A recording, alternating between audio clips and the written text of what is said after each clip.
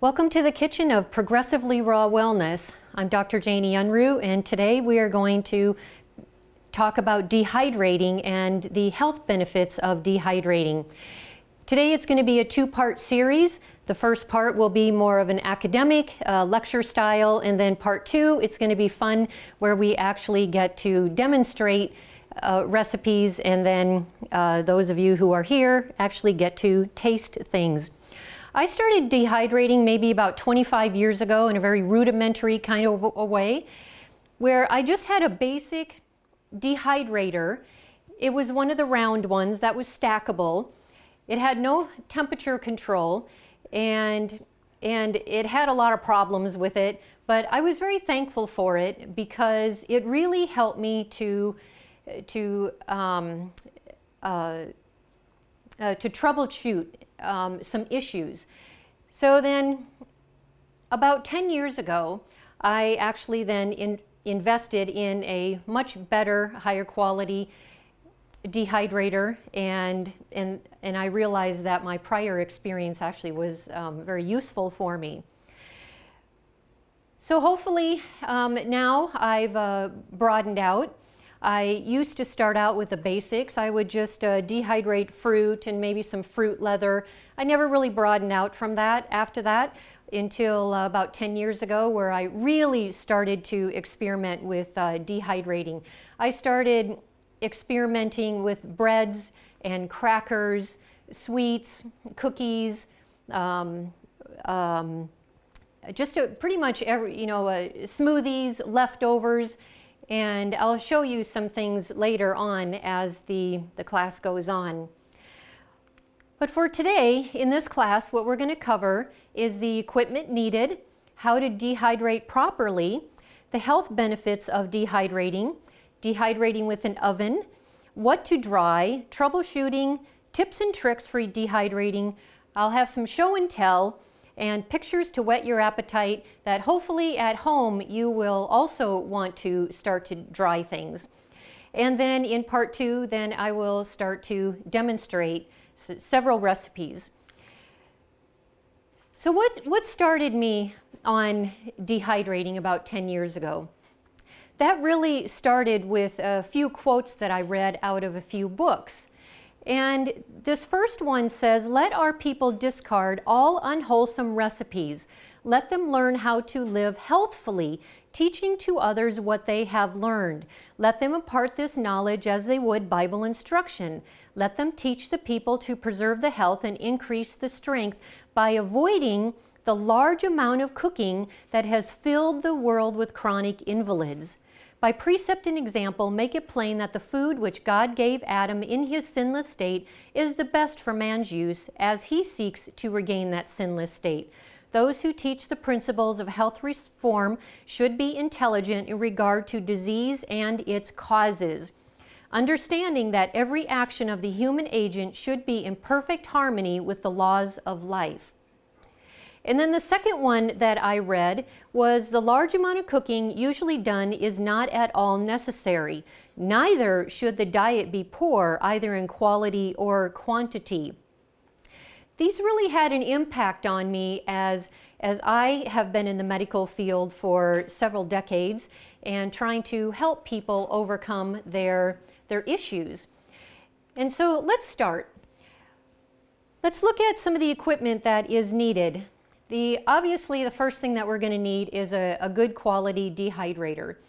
I generally don't recommend the round stackable ones for a few different reasons, and that's because you're not able to be more flexible. These all come out, and if I actually want to put a jar in the dehydrator, I'm not able to. I'm limited with the round stackables.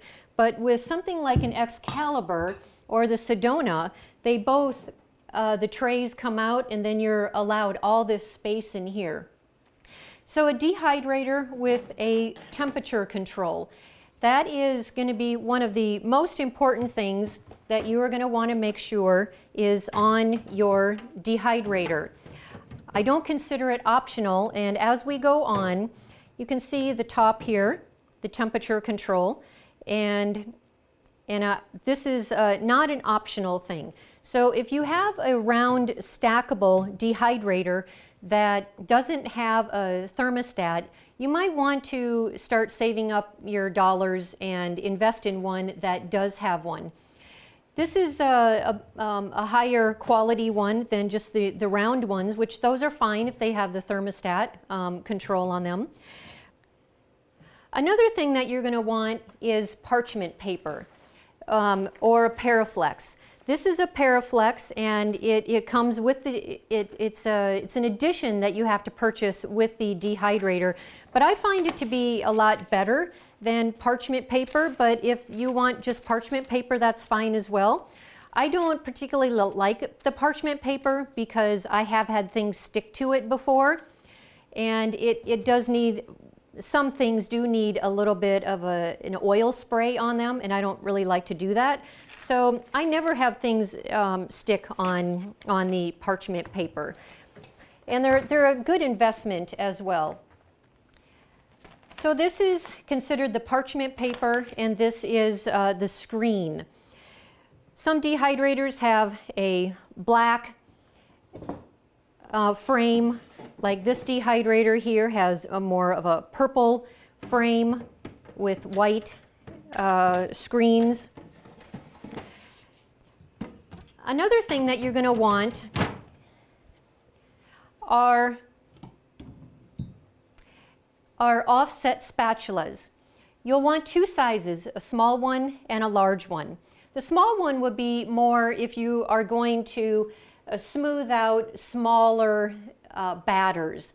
And the large one then would be if you're going to spread a batter over the entire screen or the Paraflex paper. If you're going to do crackers or something like that's going to fill the whole thing, you'll definitely want to use the larger one. The smaller one will be too tedious. You'll also want a very sharp knife. I can't tell you how many times I have gone to people's homes, and not only do they not have sharp knives, but the knives themselves are very low quality. And so invest in a couple of really sharp knives, keep them sharp, use the sharpener that comes with it. You'll want a good pair of home kitchen scissors that are easy to wash. And then you'll want also, these aren't mandatory, but they are very, very helpful. You can get one or the other, and I definitely would recommend one or the other, if not both of them. And this one is a Vitamix. It's a high-powered blender with a couple of horsepower, and it is, it really is a horse of a worker. It smooths out creams and milks and things with nuts in it, so this will be very helpful. A food processor, on the other hand, doesn't have the same consistency, and that's the biggest difference between them, is consistency. So the blender will more make like a smoothie, very, very smooth, to where in between your fingers it's very, very smooth and there's no grittiness, where the food processor is going to be more chunky. You can continue to blend it for 45 seconds, 60 seconds, a couple of minutes to make it more creamy, but it will never reach the consistency of the Vitamix or the blender. And also with the food processor, you're able to pulse it just for a second or two, and then you still have large chunks. So they both have their place, and I'm very grateful to have both of them. And there are several different high-powered blenders on the market. There's also several really good food processors are on the market.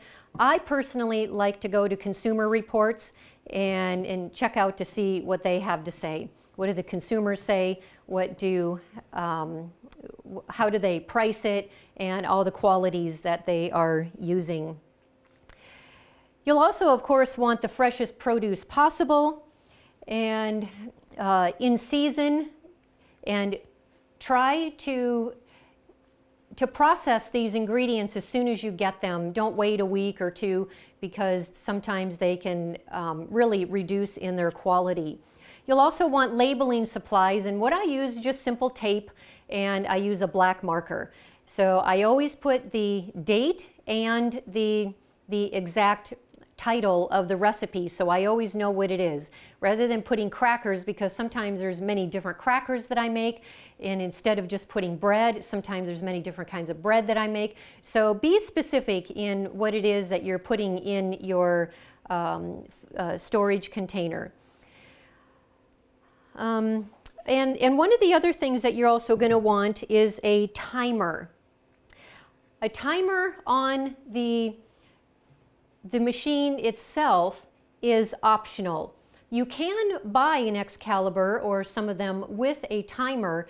Personally, I didn't want to spend the extra dollars to get it, but more so, I didn't want to be bound by the timer. The timer is, some of them are only 26 hours long, and when I'm dehydrating nuts, I could let that go for 2 or 3 days. And I don't want to have to worry about it. So what I do is I put it on a timer. I actually plug the dehydrator in to the timer, and I plug this then into the wall, and then it's got a couple of little tabs that you can mark when you want something to go on or when you want it to go off. Very handy. It's only a couple of bucks at a hardware store, so I definitely recommend a timer, because if something's going to go off at 5 o'clock in the morning, or you want it to go off at 5 o'clock in the morning, or you're going to be gone for half of a day, you want to be able to stop it when you want to. So how to dehydrate now? There are about 75,000 different enzymes that we have already found, and there are always more being found. And they all have different life forces, and they all do different things in the body, and they also have different temperature abilities to be able to withstand. Some of them die at lower temperatures, and some of them can withstand higher temperatures. Generally, around most of them will start to die at about 118 Fahrenheit. And some of them may even start to die a little bit sooner. I know that there's some research that says 109, 108. It just depends on the enzyme. So we can't really say exactly, but it is an estimate. So we generally don't want anything above 118, but for the purpose that I use dehydrating for, I keep everything at 105. But I'm also very fastidious when it comes to cleanliness. I make sure that my hands are clean, I make sure all my surfaces are clean, I make sure my dehydrator trays are all clean, the food is clean, because I don't want any issues coming back on me and getting sick. In all my 25 years of dehydrating, I have never gotten sick. I've never had any issues with anything, because I'm very, very careful. So you too will want to be very careful. The dehydrating is different for everybody. I can't say that a certain thing will take a certain number of hours. You also have to look at the humidity in your home where you live, how dry it is, and the temperatures outside. So if you are living in Arizona where it's very dry and very hot, things will dry faster than if you're hot and humid, such as in Florida, which will be different than in Oregon, which is humid and cooler. So get to know your dehydrator, get to know your food. It's a learning process for everybody. And even for me, I'm still learning about different foods. But I do have a pretty good groundwork in a baseline of where to start. Another important thing about a dehydrator is that you'll want to make sure that it's got an even airflow around it. Like this Excalibur, the fan is in the back, and the airflow is equally throughout all the trays. On a rare occasion, you may need to rotate your trays, but for the most part, I find it unnecessary. But I have on a very rare occasion, I've rotated my trays.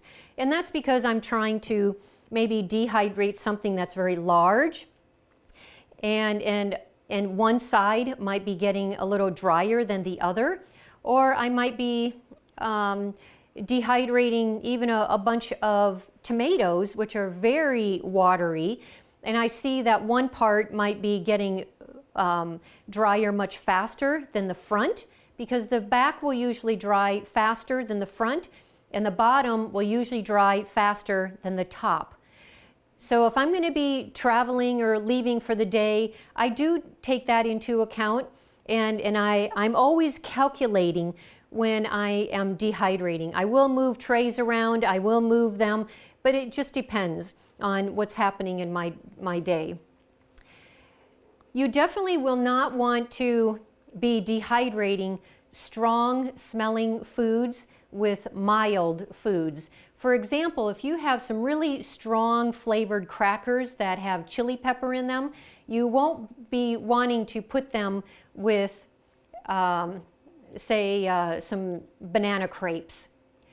If you are dehydrating some onion bread or some fresh onion, you generally will want to do that alone, unless it's something else that's very strong and you don't mind that flavor actually infuses into your food. So take that into account as well. And then one of the big things is about keeping food fresh for longer is making sure that everything is completely dehydrated properly. Now, sometimes when you're dehydrating things, things that are sticky, say for example, fruit leather or a crepe that's very moist and wet, you'll know when it's done. You'll have to actually pick up each piece and you'll have to feel it. And if there's any stickiness at all, even a minor amount, you're going to want to put it back in for at least a couple more hours and until it fully dehydrates. You'll also know when it is fully dehydrated when it doesn't stick to the Paraflex anymore. And what I like to do is take a second tray, flip it over like this, flip it, take the first tray off, and then try to peel off your batter. This one, as you can see, does not come off. And if I tried to pull it off, it will probably leave a bunch of batter on the Paraflex sheet. And if you start pulling something off and there is batter that's remaining on the Paraflex sheet, again, put it back in the dehydrator. It's not ready, and give it a couple more hours. These here are very, very sticky. These are not nearly done. So these will probably need another 4 hours because I can feel that they're sticky. They don't come off the paper too well, so I would want to put those back in again. There are several benefits to dehydrating, and one of the reasons that I got into dehydrating, one, is to cut down on the large amount of cooking that is filling the world of chronic invalids. And so I'm always trying to reduce my own risk of disease as well. But one of the great things about dehydrators, if you're trying to eat healthier, and say you can't eat bread anymore, you can't eat gluten, there's certain foods that you just choose to eliminate from your diet. This makes a wonderful transition unit. If you can't eat bread anymore and you're really used to eating bread and it's been part of your upbringing and part of your life, then it's really hard to just give up bread and crackers and cookies and things like that. But there is a much healthier way to eat these things. So I have some crackers over here, and these have been dehydrated. I'll actually show you a recipe of how to dehydrate these. This is a Mexican cracker that I have created myself, and it's quite delicious if I can say so myself.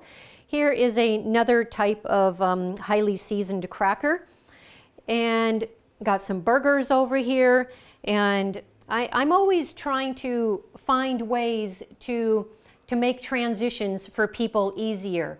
Some people are trying to eat more raw, some people are just trying to eat less meat. So I'm always trying to figure out how to help people with this. And I find that dehydrated foods really fills that niche for many, many people. Dehydrating is also a form of food preservation. There's no loss of nutrients if it's properly dried. And there's none of the 3 Ps that I call. The 3 Ps: pesticides, preservatives, and plasticizers. There's no artificial colors or flavors needed. It's all pure, wholesome foods that you get to put in. No further energy is needed for these foods, such as a freezer. Most things store well for a year or more. It's instant, lightweight food for on the go if you're going for a hiking trip for the day, or if you're going to go backpacking. It's really quick energy food. It's very tasty. It's easy. It only takes minutes to create these batters. You put them in your dehydrator, and the good thing is you don't have to sit over these dehydrators. You just let them do their thing. You don't want to be opening the door very often, as few times as you think is necessary should you open the door, because then that just furthers the amount of hours that it is going to dry. It's dehydrated foods, if they are cooked at a normal temperature of 105, it's considered living foods. And it's less work. These foods are less work on the pancreas. And most important is every single ingredient that is being used in your recipes. Now, I'm asked a lot about dehydrating in an oven. Ovens generally are not recommended but then it depends on why you're dehydrating. If you're dehydrating simply for the benefit of having survival food in case of an emergency and you're not going to be eating it very often, then use an oven. But one of the reasons that I use a dehydrator is because it will keep the food at a lower temperature. All the vitamins and minerals and phytochemicals and antioxidants and all of the enzymes still are completely alive for the benefit and health of our body. With thousands of foods or thousands of enzymes in our food, to me, I like to keep as many as possible. Most ovens don't have a temperature low enough, because a dehydrator actually this one starts at about 95 and goes to 155, where ovens generally start at 175 or 200, which is way high. If an oven is the only thing that you have, then that's better than nothing, and go ahead and use it. Just put it on the lowest temperature and keep the door open. Keep it ajar, about 6, 7, 8 inches, and that will really help a lot. Also, many ovens don't have an air circulator, so you'll want to look at that factor as well. There are many health benefits of dehydrating over cooked foods, and one of the biggies is carcinogens. Back in 1912, there was a researcher that actually named the browning process that is created during high cooking temperatures, such as with baking, frying, searing, anything that's of high heat. And that high heat is considered anything that is above boiling, which is 212 degrees Fahrenheit or 100 degrees Celsius. And that reaction of that browning is called the Maillard reaction. So when you get the caramelized onion, when you get the browning of the bread, the browning of cookies, the browning of anything that you're baking, That is the Maillard reaction. And then there was a 3-year-long European Union study called the heat talks, and along with researchers, mainly from the United Nations, along with 14 other countries, identified over 800 chemical reactions that happen when we cook food in the dry form. Now, this doesn't happen in poaching, boiling, or steaming. It's a dry, high heat, anything above boiling. And during this research, they identified over 50 different carcinogens that are created by things that are cooking, that are created simply by cooking in low water content, but yet high temperatures. But for most of us, an average temperature that we bake at is 350 degrees. And so that's way above, and that will cause that. That is a non-enzymatic reaction. And that non-enzymatic reaction is when it doesn't take enzymes to brown something. If I cut an apple, for example, and it turns brown several minutes later, that's due to enzyme activity. But the caramelizing of onions and the browning of breads, that is not due to enzymes, that is due to heat. So this is it's a wonderful way to replace some unhealthful foods with healthier foods. Foods will also never burn, and it gives it a cooked appeal. And I'll show you some pictures in a little bit. Some other specifics about the carcinogens: there's no acrylamides, there's no trans fats, heterocyclic amines, polycystic, aromatic hydrocarbons, nitrated polycyclic, aromatic hydrocarbons, no advanced glycation end products, and no denatured proteins. All of these are just some of the carcinogens that are created. And I'm sure that along with me, many of you remember in 2002 when research took the world by storm and acrylamides were discovered. Trans fats have been around for a long time. They've been around probably since the early 1900s, and they turn a liquid fat at room temperature into a solid fat at room temperature. And this is very damaging, where they add hydrogen to the bonds, and it turns solid. And it's a cause of heart disease and diabetes and all sorts of health problems. So we definitely don't want to be eating those as well. Frying, baking, toasting, grilling, and roasting are all part of this process. And the darker the food, the higher the carcinogen. Some of the foods that some of these carcinogens are found in: French fries and baked potatoes are some of the highest, along with chips, cereals, breads, toasted nuts and peanut butter, potato chips, corn chips, coffee, cookies, crackers, cocoa, coffee, and coffee substitute, or coffee made from chicory, the coffee substitutes. And most processed foods have some form, if not many, of these carcinogens. The government hasn't set any limit for these, which they should. These should be a part of the nutrition panel so people know what it is that they are consuming. But it would not do food industries any benefit by making this on part of the food label.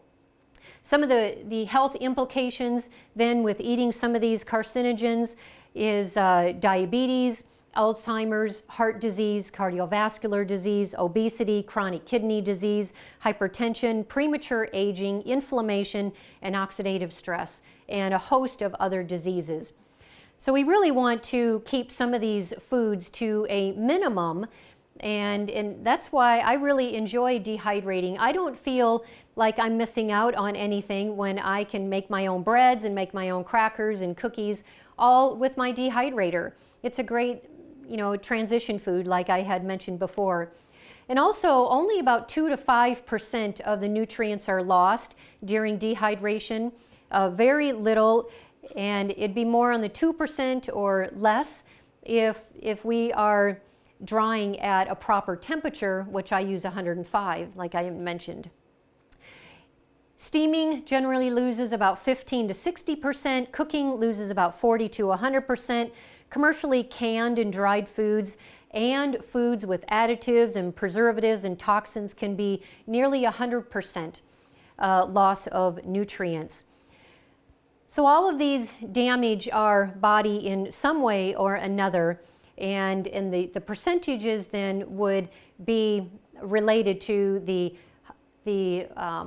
how high the temperature was and how long the food was actually at that temperature. So the longer it cooks, at the higher the temperature, the more the loss of the nutrients. All right, so what do we dry then? There is a host of things to dry. And these are just some of the things that I've dried myself, and I think it's probably limitless, because every time I turn around I'm thinking of new things to dry and new ways to use my dehydrator. The obvious things to dry that most people think of are whole, single, chopped fruits, such as apples, pears, peaches, mangoes, pineapple, berries, bananas, sweet peppers, rhubarb, tomatoes. These are all pretty common, along with fruit leather. Whether it's a single fruit or a mixed fruit. You can add peanut butter or nut butter to apples or bananas. You can dehydrate leftover smoothies, leftover jams, single vegetables, any kind of herbs. And then some of the things that people often don't think about are cookies, muffins, candies, granola, croutons, brownies, fudge, dessert bars or dessert balls, lemon, orange, lime peels, but only use the organic because otherwise they'd be sprayed, crackers, some kind of chips, whether it's potato chips, onion chips, tomato chips, zucchini, corn chips. For me, I think one of my favorite things to eat are tomatoes, whether they're dried or whether they're fresh. I think it's my most favorite food. And then to have them dried is even more compact in its flavor, and I just love dehydrated tomatoes. I eat them like potato chips. I take a nice handful, put them on my plate, and along with everything else that I'm eating, and just eat them like potato chips. I just love them. And then, of course, if anything gets stale on you, if any of your breads or crackers get stale, then just throw them back in the dehydrator and take and dry them again. There's also you can make nut bars for the trail. They also freeze great. I also make main dishes, which are made out of nuts and seeds, or vegetable-based burgers, taco meat. All nuts and seeds should be soaked and then dehydrated. And that's because there's an enzyme inhibitor in them which prevents them from growing. The enzyme inhibitor needs to be removed and soaked in order for life form to actually grow out of the nuts. I soak my nuts generally overnight, and seeds are, because they're smaller, they don't really need to be dried or soaked as long. Neither do they need to be dried as long. Nuts I generally leave in the dehydrator for at least 2 to 3 days, and about 1 to 2 days, 24 to 48 hours for my nuts, or my seeds, sorry about that. You can also dehydrate vegetables in order to give them more of a steamed look, and I'll show you a picture of what that looks like. Here in this picture, you see my nuts being, they're sitting out on my kitchen island, and you'll definitely want to make sure that they are well dried and well cooled before you put them away. Otherwise, they're going to go rancid on you. and rancid nuts do not taste good. They are quite bitter and pretty disgusting. You can also put any kind of leftover soup. You can make it into a puree and then put it onto your Paraflex and let it dry. And then you can either eat that like a fruit roll-up, or you can reconstitute it with a little bit of water. It's really almost limitless of what we can do with our dehydrators and what we can dehydrate. I find it pretty fun. Leftovers of certain foods can be made into crackers or burger patties.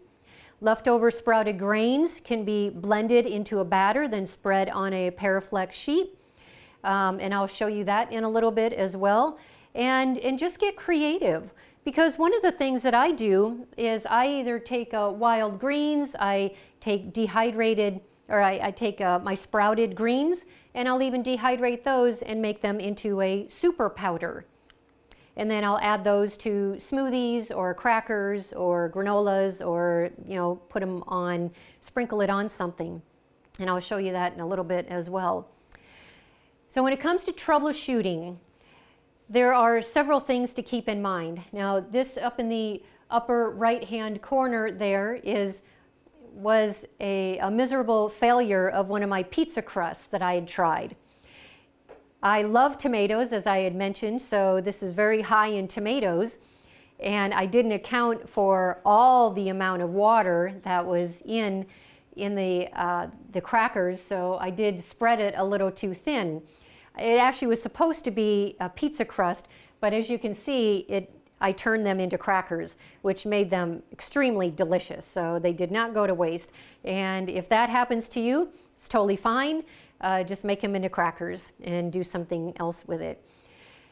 So if your pizza crust doesn't hold together, it was either spread too thin or you didn't have enough binder. If it's too dry or crunchy or snappy, a lot of times you can just do squirt a light spritz on whatever got too dry, just really light, and oftentimes that will be enough to bring it back to life again. To prevent some of the edges of pizza crusts and crackers and stuff, what I normally do is if you have crackers on your mesh, then you take a second mesh piece and put it right on your crackers again. So you have the crackers in like a sandwich form with a screen on the bottom and a screen on the top. And then that will prevent that curling that often happens. And that's a nifty little trick that I have done. And you can see over on the right-hand side, those would have curled much more than they did had I not put the screen on them. So you can see that the screen putting on top actually does help a lot, keep them more flat. So when it comes to testing for doneness, you're going to want to either taste test, such as in nuts, because you want to make sure that your nuts are very, very dry. 2 to 3 days at least, and you really can't over dry them. When it comes to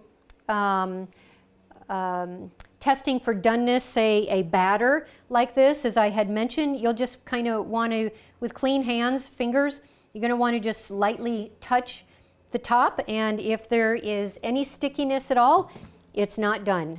Put it back in. And that would go for any kind of crepes, any kind of fruit leather, anything that's kind of a batter. You can also feel, what I normally do when I am making crackers or anything moist, what I do is with crackers, I'll just kind of flex them a little bit. And if I don't care what shape they are in, then I actually will crack them. But in many things, you can actually feel if they're done or not.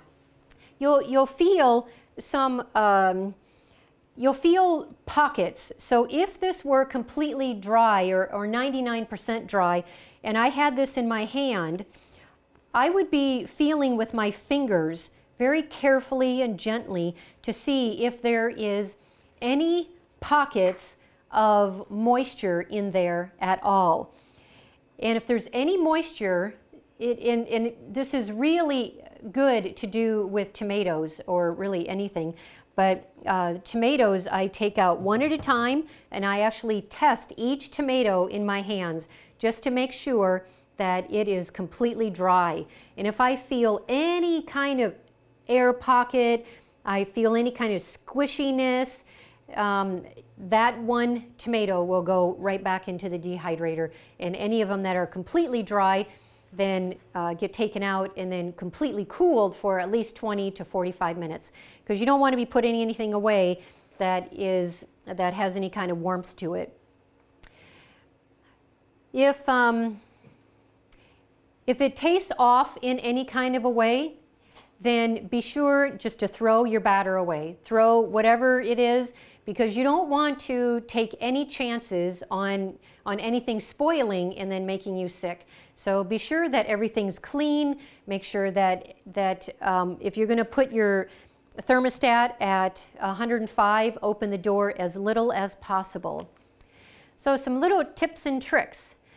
And I already mentioned, don't mix it strong flavored foods with more sweet or mild flavored foods. When drying herbs, what I do is I actually put them in a 9x13 baking dish. I just put them in here, and this baking dish actually fits really nice in here and takes the place then of the screen. Now, if you don't have a 9x13 pan, what you can do is put your herbs again on top of your screen, and put a second screen on top to prevent it from flying away, because things will fly away and it makes a mess in your dehydrator, and makes it tedious to wash everything. Make sure that the door is closed properly, because if it's not closed properly, it will take longer to dry, and then it takes the outside ambient air and brings it into your dehydrator, which is what you don't want. And generally, just learn about your dehydrator. Take the time to learn about the environment in which you're in, and if you move from a dry area of the country to a more humid area of the country, take that into consideration as well. So it's always an ongoing process to learn about everything. So let me show you some of the things that I have dehydrated. I'll show you some pictures as well. These are some of the things that I've dried. These are bell peppers. They are green and red peppers. A lot of times if I buy things on sale and I can't eat it fast enough, it goes right in the dehydrator. As you can see, I've got bananas, apples, I do pears. This is pineapple, my favorite, tomatoes. When I dehydrate tomatoes, I dehydrate by the 40, 50, 60, 80 pounds worth. I have 2 dehydrators going at all times, and when one is done, I have a whole new batch going in. I will dehydrate tomatoes gallons at a time. And these gallons then, I will put my dehydrated tomatoes in the gallon jar. I will put a saran wrap on top of it, put a tight fitting lid on it, and then put it in a dark room like a food storage room or a cellar or someplace that's dry and cool. And then, in order to prevent from opening up that jar too many times, what I will do is take from the gallon and put it in smaller jars like this, and this is the one that I'm then opening more often. And because sometimes the air will then cause a little bit of moisture to get in there. These are a couple of seeds that I've dehydrated. I dehydrate everything. Pumpkin seeds, sunflower seeds. I dehydrate all of my nuts, max, walnuts, pecans, everything. I dehydrate all of my nuts. I dehydrate some beautiful herbs, and you see how green these still are. It's because I dry them only at 105 or even sometimes at 95. And then of course it's dark in here, it's dark in our cellar. I also dehydrate stevia. I actually I grow the whole plant in our garden, in our greenhouse, and then I just simply take off the leaves and I dehydrate the leaves. These are absolutely delicious. I've got bay leaves and dill. I've got, these are grapes that I turned into raisins, parsley, and this is a superfood, a super green food that I've made. So it has all sorts of sprouted greens, as well as nettles and a few other greens from the wild. Got savory, oregano, rosemary. These are some burgers that I dehydrated for a few weeks ago. They are great in the, they stay great in the freezer. Got some chips, and some macaroons, which I'll actually show you how to make in a little bit. And with those celery tops, when you don't know what to do with them, this is to dehydrate them and make them into a salt substitute are wonderful. So I don't even throw celery tops away. And this is something else that I'll show you how to make, and these are scones. Some other things that I didn't have out here, you can see that I've got dill and parsley. I've got, that is mint. And when I'm going to get serious about sprouting and dehydrating for a superfood green, it takes a lot of sprouts, so you'll often see my sprout trays quite full, looking like this. And no, I don't have a heart sprouter, but I just made it into that shape because I liked it. And there's my nuts dehydrating in 2 different dehydrators going all at the same time, my nuts and seeds. Here I already mentioned this, that I'm allowing my nuts and seeds to dry completely on our island in the kitchen, dry completely and cool completely. And then on the right here, you can make savory tamari peanuts. You can do, you can put different things on your nuts, and you can make yourself like a candied pecans, candied peanuts, candied walnuts, or savory walnuts and savory with like tamari. This is, I had mentioned before that you can use your dehydrator to give your food like a wilted look and texture. It doesn't take very long, anywhere from 15 minutes to an hour. And I throw my vegetables in there sometimes to take away that raw crunch that some people don't always like. And they're nice for salad toppers. And I like to dehydrate complete whole peppers. And then I like to stuff them. And then they're kind of like baked peppers, and they're quite delicious. There's the patties there on the side that you can see that I've showed you. Kale chips are in abundance now. They're all over the place. You can make sweet and savory, you can make cheesy, you can make simple, more complex recipes, whatever you want. This is more of a garden mix that you can either eat it fresh before you dehydrate it, or you can dehydrate it and then put it in your freezer and use it like taco meat. It's absolutely delicious, and sometimes I'll put it on my greens, or it's very, very good. Here are some, on the left there, those are many options of the fruit roll-ups that I have made. That third one down is a coconut roll. Some of them I mixed with fruit, and some of them I've put nuts on top, and some of them I have single fruits.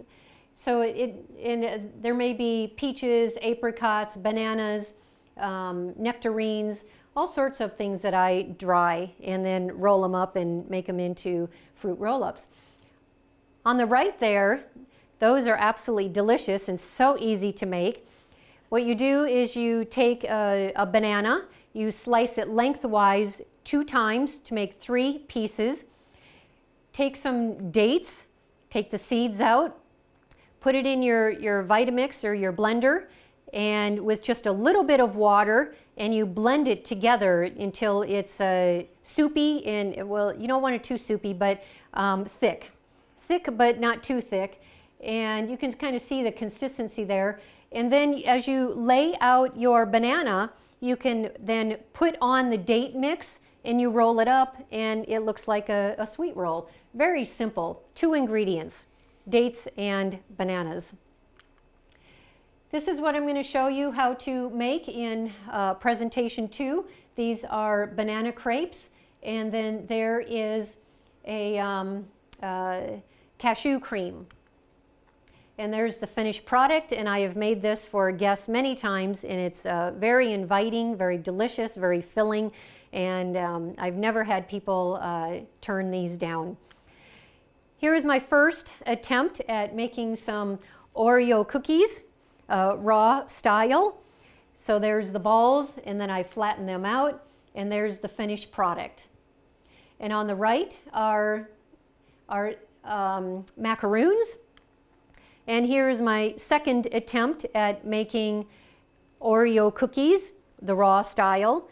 And so as you can see, I found myself a little mold and was able to cut out with a little cookie cutter all of those. And then there's the finished product, which is a little prettier. This is what I was talking about when I was demonstrating about the dehydrator. Why it's just one of the reasons why I prefer an Excalibur over the round stackables, because you can take wild rice, which technically isn't raw. It's been parched, but you take 3/4 of a cup of wild rice, put it into a quart jar. Fill your jar to the top with water, screw the lid on tight, and then put it in your dehydrator at 105 for 24 hours, and you get bloomed rice there at the end. And it's absolutely delicious.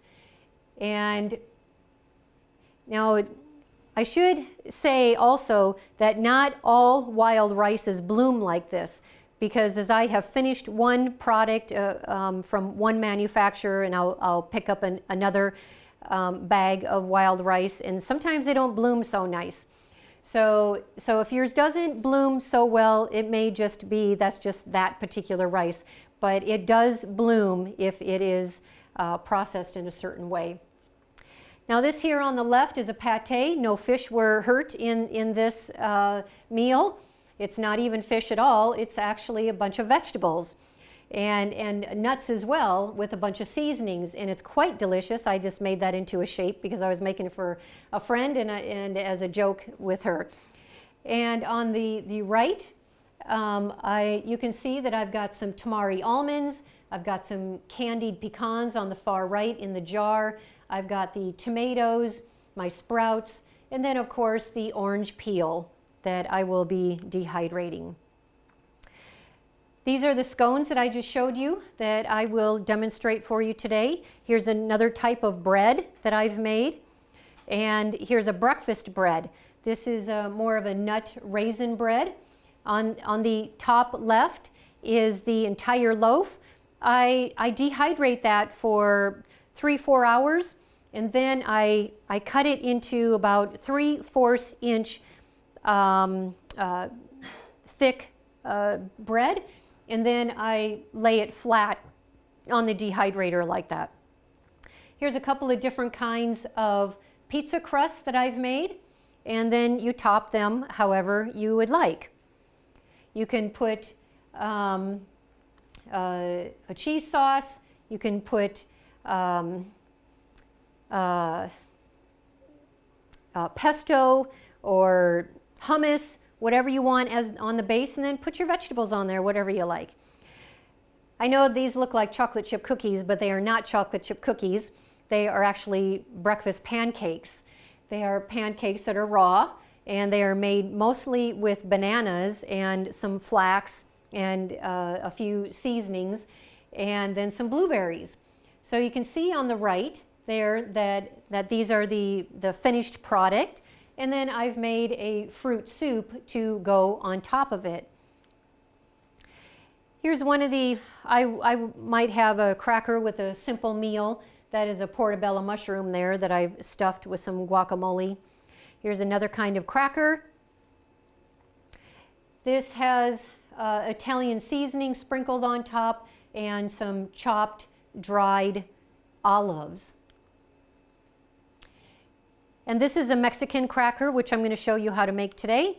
And a couple other crackers. Just get creative. Crackers are very, very easy to make. And I've got more of a seed one to the left and another savory one to the right. There's cut up dried tomato, because I like tomatoes and everything. And more crackers, another seed cracker. And then let's go into demonstrating what we're going to make today. Thank you for joining me here in part 1. I hope that you've learned a lot in how to dehydrate and that I've answered many of your questions that you may have had about dehydrating.